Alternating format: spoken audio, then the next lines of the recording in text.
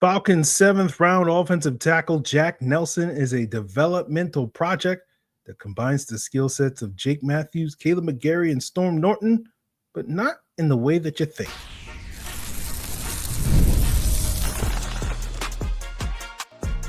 You are Locked On Falcons, your daily Atlanta Falcons podcast. Part of the Locked On Podcast Network, your team every day. Welcome back, everyone, to another illustrious episode of the Locked On Falcons podcast, your daily Atlanta Falcons podcast, part of the Locked On Podcast Network, your team every day.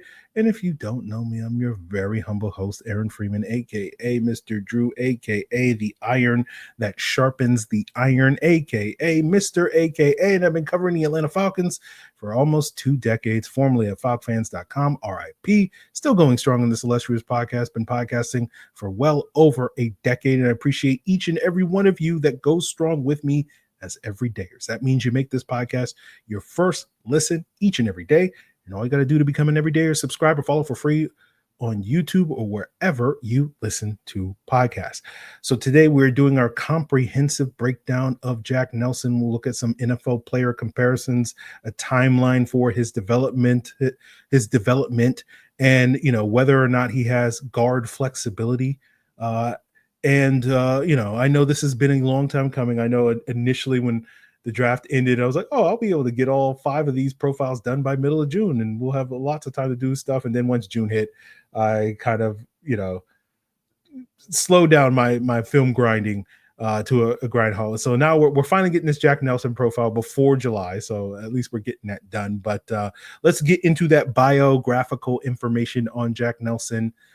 His dad, Todd, is a former Wisconsin alum, was a 12th round pick in 1989 for the Phoenix Cardinals.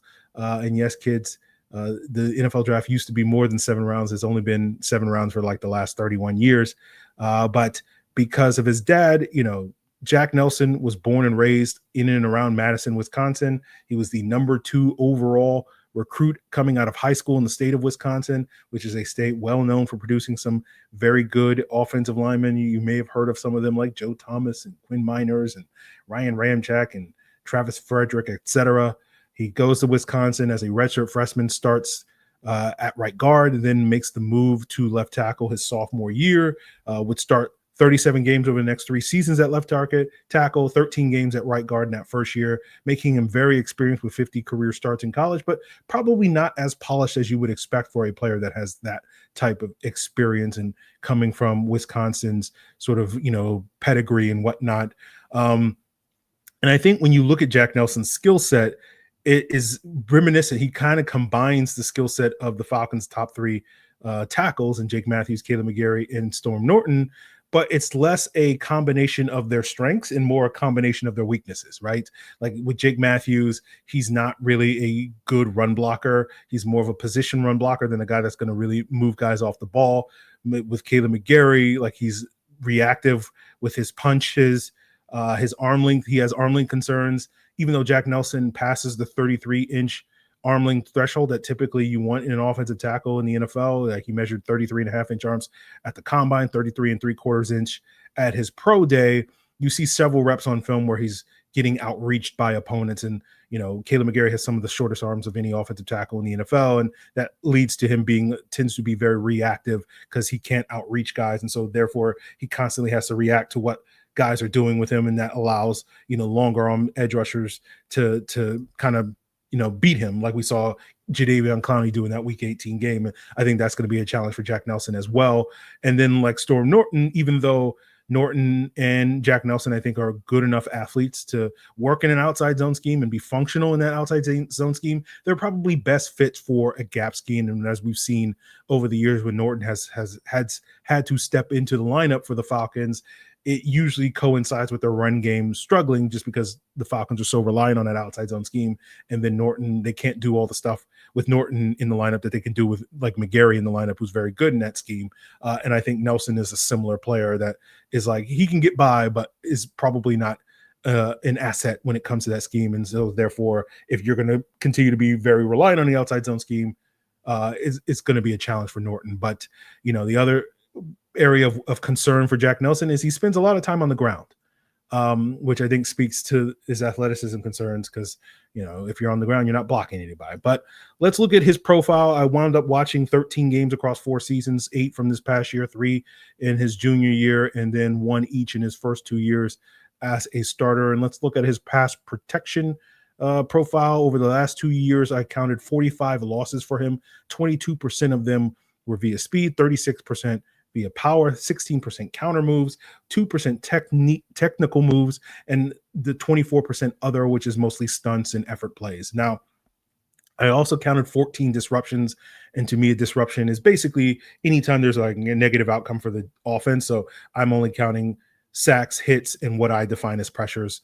And only 14 of those combined in the last 2 years. 57% of those were speed moves, 0% power, 14% counter, 0% technical, and 29% other. And when you look at his sack profile in terms of sacks given up, that's reflected. PFF credited him with 9 sacks allowed in college. I went back and watched 6 out of the 7 that he gave up in the 3 years at left tackle, and all of them were speed-based moves, right?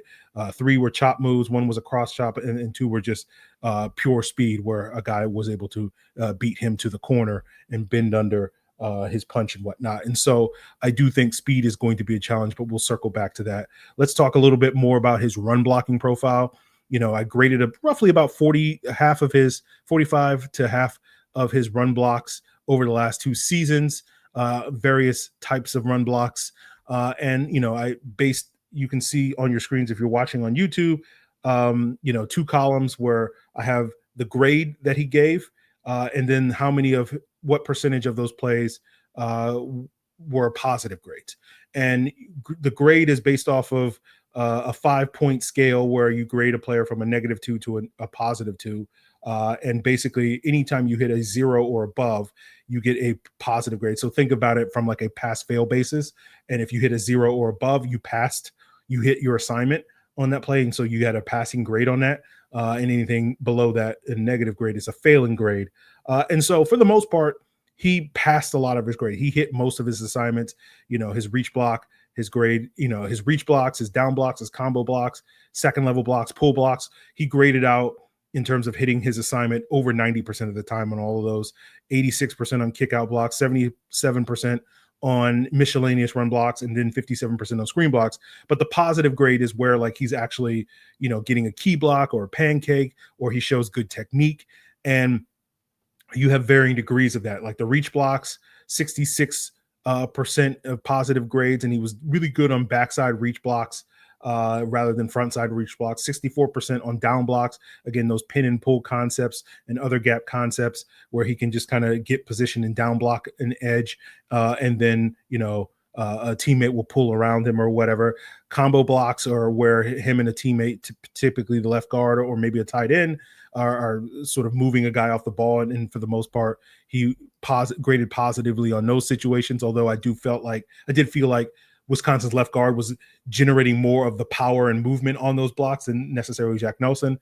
45% on second level blocks were positive. And to me, mostly he was like getting in the way on those second level blocks, not necessarily nailing those with great. So about half the time. And then 40% on pull blocks. He, again, doesn't have that sort of knockback power to really clear those run lanes when he's pulling into the lane or outside or whatnot.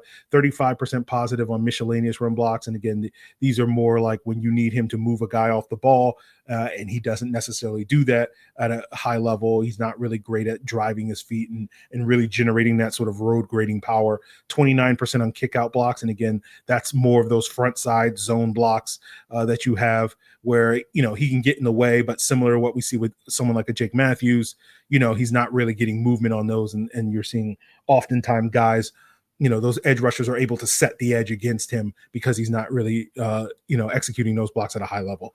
And then 14% screens, evidence from, not necessarily having quite the level of athleticism to truly be comfortable operating in space.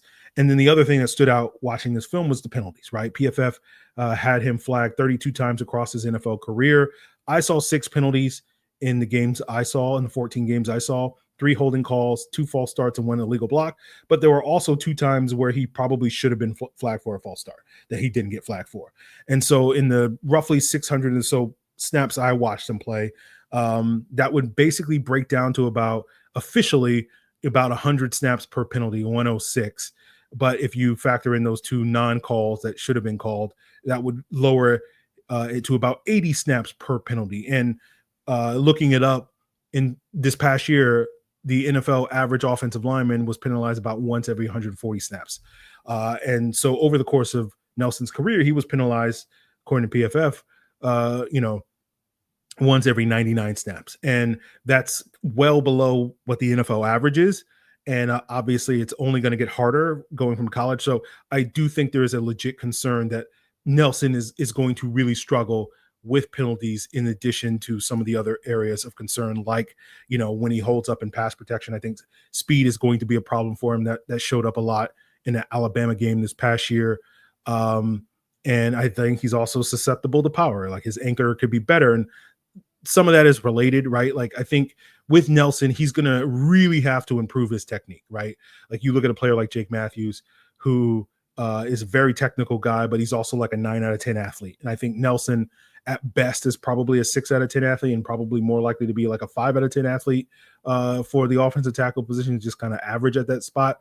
And you really need your technique to make up the difference, because you're not going to necessarily have the athleticism to really, stay in front of speed rushers, as well as deal with some of the power rushers. And part of that is owed to the fact that because he's laboring to try to stay in front of speed, he often, on his kick slide, has his hands low, and that exposes his chest. And that's where he gives up too much of the power and whatnot. And so, again, he's going to really have to survive off of his technique in the future. And his technique at this point is not good enough for him to survive in the NFL. And so it's going to take some time for him to develop, right? I think the better part of 3 years, you're going to hope that with Dwayne Ledford coaching him, that maybe he can shrink that timeline, but we'll get into more about what's a realistic timeline before we can realistically expect Jack Nelson to contribute in a significant way for this Falcons offensive line as we continue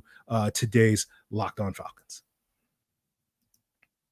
So we like to get extra conscious during this time of year, in part due to it's the summer, and you want to go out and have fun this summer, but you get a little conscious about your finances, and you sometimes might check your bank account and wonder, like, where did all my money go? And between dining out, online shopping, entertainment, it's very easy to lose track of your finances. And Monarch Money is going to help you by becoming your personal CFO, giving you full visibility and control over those finances. Monarch Money isn't just a budgeting app. It's going to complete financial command center where you can track all your accounts, investments, and spending all in one place. You can plan long-term goals as well as short-term goals, which is, how much can I spend to head on over to the beach or wherever you plan to do this summer. So stop just managing your money and start building wealth with Monarch Money, and take control of your finances by using code LOCKEDONNFL at monarchmoney.com. And you'll get 50% off your first year. That's monarchmoney.com, code LOCKEDONNFL for half off your first year. So like I said, I think Nelson is a developmental project. Ideally, probably will be stashed for 2 or 3 years, and hope that, you can plant that seed and something will, germinate and blossom years down the road. And you're hoping, with a coach as reputedly to be as good, and at various times on this podcast, we have, either championed Dwayne Ledford as the greatest coach of all time, and other times we're like, he's at the very minimum, he's a good coach. Again, whether he's the greatest offensive line coach of all time, I think probably is not true. But, you're hoping that with a coach as good as Dwayne Ledford, that he can speed up that timeline, that you don't have to necessarily stash Jack Nelson for 3+ years before you can expect anything. But when we look at Ledford's history in Atlanta, particularly with some of these late round talents that the Falcons have had, either in forms of draft picks on the offensive line or undrafted free agents, very few of those guys have really hit before their third year. Like Jalen Mayfield, obviously due to injury, only really played 2 years in Atlanta and never really broke out. Justin Schaefer only lasted really 2 years before he was moved on from. Tyler Vrabel did get on the field in his second year and was functional, but not to a level where you're like, oh yeah, this guy is our new swing tackle or anything like that. And then he wound up retiring before his third year.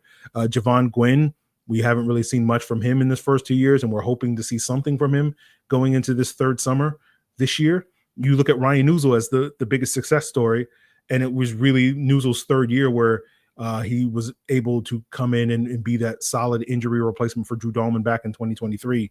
And then you look at some of the more talented offensive linemen that Ledford has developed. You've seen it with guys like Dalman and Bergeron, who have made significant jumps in year two, but really didn't solidify themselves until their third year, right? With Dalman, his second year as a starter in 2023, and then Bergeron, we're hoping to see that happen this upcoming year in 2025. And I think you can argue that Nelson is more talented than some of these late round guys that the Falcons have had and some of these undrafted free agents, but I don't think he's on a higher tier. He's like at the top of that tier, maybe, as opposed to the Newsels and the Vrabels and the Schaefers and whatnot, not necessarily a tier above those guys. And so I think he's going to need at least one redshirt year, which is likely to come this year. The question I think is going to be, will he play well enough this summer for the Falcons to make the roster? I suspect he'll, start off as the third string guy behind, with Norton and Brandon Parker getting a lot of the second team reps. Obviously Jake Matthews and Kaleb McGary entrenched as starters. And it'll be interesting to see how much work Storm Norton gets this summer, because he's probably locked in at one of those spots. So it wouldn't shock me at all if we see a lot of Jack Nelson and Brandon Parker this summer in the preseason games. And so you want to see Nelson kind of flash in those instances, similar to what we saw with Ryan Newsel in his first summer when he was an undrafted free agent and made the practice squad, right? Like, it wasn't great play for Newsel that first summer, but it was enough flashes where you're like, there's something here. And that's what you're hoping for with Jack Nelson this summer. I think that's probably your best case scenario. Whether that lands him a roster spot or a practice squad, we'll have to sort of see. A lot of that may depend on what Brandon Parker looks like opposite him. But, I think if Nelson can do that, then you're expecting a jump in year two for Nelson. And then that's where he can definitely solidify probably that fourth offensive tackle spot. I think when you're asking at what point is it realistic to expect Nelson to either win or compete for either the swing tackle spot, that number 3 offensive tackle spot, or potentially a starting spot, I think year 3, 2027 at the earliest is really your best case scenario for that. I don't really see him as an insurance policy for 2026, given that Kaleb McGary's, going to be a free agent after this upcoming season. I think Nelson at this point is mostly a body, right? That's similar to guys like Javon Gwynn and Justin Schaefer. There's really no expectation I think you should have that Jack Nelson's going to play a whole lot this year or next year for the Falcons. But you do kind of hope that at some point there's going to be a breakthrough moment for Jack Nelson. And again, I think that's most likely to be 2027. Now, again, the timeline I'm sort of projecting is if Nelson has a good summer, he could beat out Parker for that number 4 offensive tackle spot. If he's much more up and down, then maybe he sticks on the practice squad. And then, of course, obviously you wonder, does someone else try to scoop him up, similar to what we saw with Zion Logue last year? So that's certainly opening a door for them to lose that in terms of Jack Nelson. But assuming that he does stick around, regardless of whether he's on the roster or practice squad, till 2026, I think he'll be the front runner for that number 4 offensive tackle spot, behind Jake Matthews at starting left tackle, whoever winds up being the starting right tackle, whether that's McGary or somebody else. And then Storm Norton is still under contract where he can be that swing tackle in 2026. And if you get that leap, then you can realistically expect Nelson in 2027 to make another leap and maybe challenge to be that swing tackle, or, theoretically challenge to be a starter if need be, depending on how big that leap is. Now, when it comes to Nelson, is there a possibility that he could play guard instead of tackle? I think that's possible. When we're trying to project and evaluate guys, whether they would fit better as a tackle or guard, and this is an oversimplification, you're mostly looking at the footwork and the hands, right? That, tackles need to have good feet. If you don't quite have good feet, then typically people see you more as a guard. And I don't necessarily think guards need to have better hands than tackles, but with guards, you kind of need to be more proactive with your hands, while tackles can afford to be more reactive. And Nelson at this point is more reactive at this point in time. And the reason for that with guards is because interior engagements happen faster, like within the first step, you need to be a little bit more aggressive with your hands while tackles, because it usually, whether it's the edge rusher or the tackle, you can usually take 2 or 3 steps before the engagement happens. You can tend to be a little bit more reactive. And that was the thing with Jalen Mayfield when the Falcons drafted him, where it's like people looked at the questionable feet and were like, oh yeah, move him to guard and that will solve his problems. But they weren't paying attention to the hands, where Mayfield really struggled in that regard. And that's why I didn't necessarily have high hopes for Mayfield making it as a guard for the Falcons. But I think Nelson is better than Mayfield when it comes to that stuff. But I do think his hands need to be significantly better. His technique is not quite where I think, like, he's definitely a guy that, oh, well, if he doesn't make it a tackle, you can move him to guard, right? I don't know if that's the case right now. And so, right now, like, you look at his hands and it's like, you see, like, let's say 2 or 3 good reps a game. And to really make noise in the NFL, like, that number needs to be hopefully closer to 20 to 30 good reps a game when it comes to the hand usage. So I think Nelson still has a long way to go, even as a guard option. And I don't think moving him inside the guard is going to shrink that timeline. It's still going to probably take the better part of 3 years if he develops as a guard. It's just maybe you find out that, like, oh yeah, he doesn't have the feet to hold up long-term at tackle. And so if he develops the hands, and then that's, either way, he's going to have to develop his hands better, either as a tackle or guard. And it's just a question of, can he hold up athletically as a tackle versus kicking inside at guard? Now, normally I would say, oh, he's 6'7". That's too tall to play guard. But it does seem like nowadays we have more 6'6" and 6'5" centers and guards in the NFL. And so I don't think height is as big an issue blocking guys from playing on the interior, because typically, as you guys know, when it comes to getting leverage, low man wins.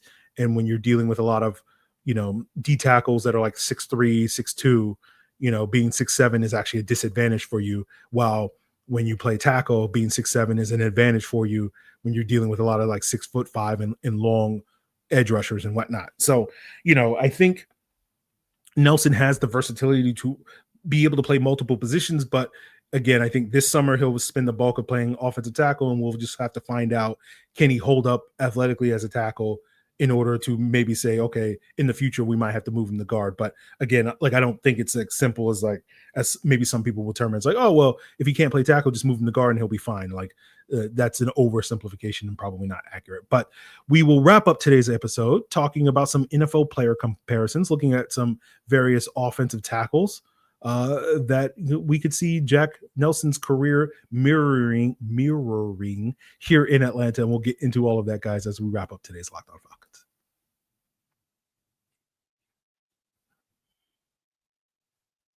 So as the everydayers know, we've been doing floor, ceiling, and eye level comparisons for all the Falcons draft picks for several years, looking at players that are similar athletically and have similar career paths to these Falcons draft picks in terms of where I project them. And of course, the floor being where I think the player's starting point is day one coming into the NFL, the ceiling being the best case scenario with like 3 to 5 years of max development for that player. And then the eye level being sort of a midway point somewhere between that floor and the ceiling, which is the most likely outcome for the player. That basically means he gets some development, but may not necessarily reach that best case scenario. So the floor for me for Jack Nelson is a former Falcon, Andrew Stueber, who was originally a 2022 7th round pick for the Patriots. You saw Stueber last summer for the Falcons getting a lot of those reps, given, the Falcons not playing their starters at the offensive tackle position, and probably famously or infamously really struggled in that third preseason game against the Jaguars. Like that was my lasting memory of Andrew Stueber going up against Trayvon Walker and getting absolutely wrecked on an island against Trayvon Walker. And then Stueber did wind up making the Falcons practice squad, was scooped off the practice squad by the Bengals, is currently still with the Bengals. He's been on 3 different teams and practice squads across 4 years in the NFL, the Patriots, Falcons, and now the Bengals.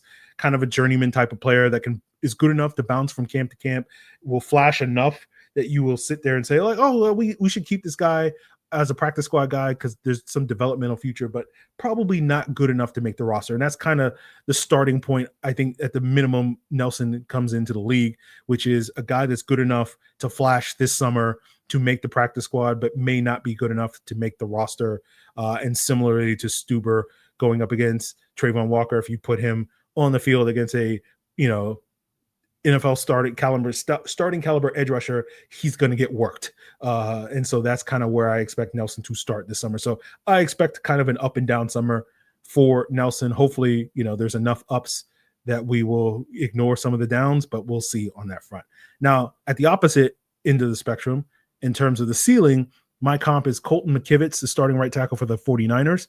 I think McKivitz is a much better run blocker than Nelson is.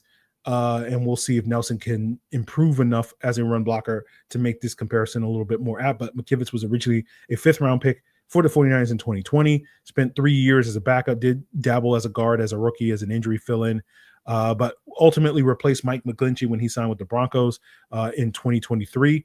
And Kyle Shanahan was basically like, oh, you can win with Colton, which was his reference to why the 49ers haven't really tried to upgrade that right tackle spot in the last couple of years because they just basically think Colton McKivitz is good enough, right? And McKivitz, some people would argue might be the worst starting offensive tackle in the NFL that isn't a rookie or on a rookie deal. He's the lowest paid starting offensive tackle in the NFL that is not on a rookie deal. There's 35 starters out of the 64 projected to go into the season, and he's ranks 35th out of those 35 in terms of highest paid guys. But potentially Nelson, McKivitz was stashed for several years in San Francisco, got the development that he needed so that he could go into his 4th year and compete for and ultimately win a starting job. And that's what you're kind of hoping for, I think, in terms of the best case scenario for Nelson, where he gets those multiple years of development, and then hopefully by the end of his rookie contract might be willing to compete as a starter, but probably is going to be a low-end starter. And probably the best case scenario that we get, 4 years down the road, and whoever the coach is like, yeah, you can win with Jack. Like we feel like you can win with him at that point. And so, he's going to be one of those, if he does turn into a starter, he's probably like McKivitz. He's probably going to be one of those guys that people are constantly saying like, oh, you got to upgrade and replace that guy. And then, maybe holds on for multiple years. So we'll see on that. But I think if you're ranking offensive tackles, like Colton McKivitz is probably like 49 or 50 at best out of the 64 starters, and like the 14 or so guys that are below him are all either unproven rookies or 1st or 2nd year guys that haven't necessarily turned the corner. So that to me is kind of the best case scenario for Jack Nelson, a low end starter that is just good enough to get by with. But you're always going to feel like, man, we can do better than this. Right? It's the idea of he starts because you don't have a better option. He doesn't start not necessarily because he's a good option. Now, when it comes to Jack Nelson's eye level, another 49er I comped him to is Justin School, who was a 6th-round pick for the 49ers in 2019. Was an injury fill-in for guys like Joe Staley and Trent Williams his first 2 years and struggled in that role when he got on the field, and then got injured, tearing his ACL before his 3rd year with the 49ers, and then was cut by the 49ers the following year and scooped up by the Bucs, where he's been the last couple of years. He's now with the Vikings, expected to be their swing tackle. School wound up being a solid swing tackle for the Bucs last year, starting 5 games for Luke Gidicki at right tackle, and was serviceable, right? I thought he struggled against Matthew Judon in that week 5 game, but not to a degree where it was breaking your offense. And so to me, when I think about a likely timeline where Jack Nelson does get that development that he needs in the first 2 or 3 years, and then maybe can turn into an effective swing tackle for you, 4 or 5 years down the road, like Justin School has been. And so that to me is the more likely path for Jack Nelson. But if I was to sit here and bet, where Jack Nelson is going to be, and is he going to be a Falcon in 3+ years? I would probably not bet on that. Again, I think he probably has a better chance of going the Ryan Nuzul route of being a worthwhile, depth piece and potentially, low to mid-level starter, in 3 to 4 years than some of the other late round projects that the Falcons have drafted. But at the same time, I don't think the odds are in his favor. And so I think in a lot of ways, similar to other players in this 2025 draft class, Nelson will benefit greatly from coaching stability. That you look at guys like McKivitz and School that were able to basically play under one coaching staff for 3+ years, which really benefited their development. I think the same potentially applies to Jack Nelson, that if he gets, that sort of coaching stability, and that stability comes from the Falcons winning games, right, this year and in ensuing years, so that he can have, 3+ years under Dwayne Ledford, I do think there's a chance that he could turn into that Ryan Uzel, that Justin School, that Colton McKivitz type player in 3+ years.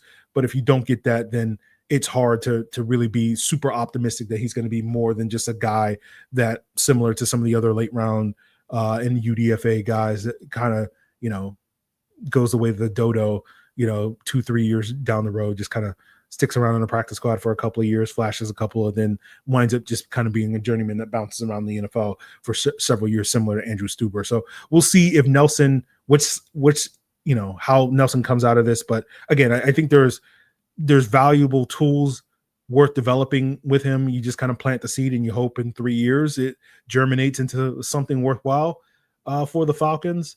So that is it for my Jack Nelson breakdown, the much awaited Jack Nelson breakdown. Unfortunately, we did not have the Jack Nelson week that I was thinking we were going to have early in the offseason, because, I reached out to a bunch of people to come on the podcast and really get deep into offensive line stuff. And unfortunately, none of those people decided to respond. And so therefore, Jack, you didn't get the love that I wanted to give you on this podcast with 3+ days of content focusing on that. But we'll see what Jack Nelson winds up doing later this summer.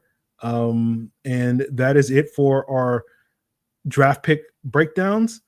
And, now that we are entering July in the coming days, we'll start looking ahead to, positional breakdowns, looking at each position group as we get ready for training camp, as well as some other interesting topics and guests that are coming your way in the coming weeks. So continue to make Locked On Falcons your first listen. Still got plenty of great content coming your way, guys. And of course, you can do so by subscribing or following for free on YouTube or wherever you listen to podcasts. And of course, for your second listen, check out the Locked On NFL Scouting Podcast. Joe Marino, Kyle Krabs, going to make you the most informed fans all summer long. It's all part of Locked On Podcast Network, your team every day.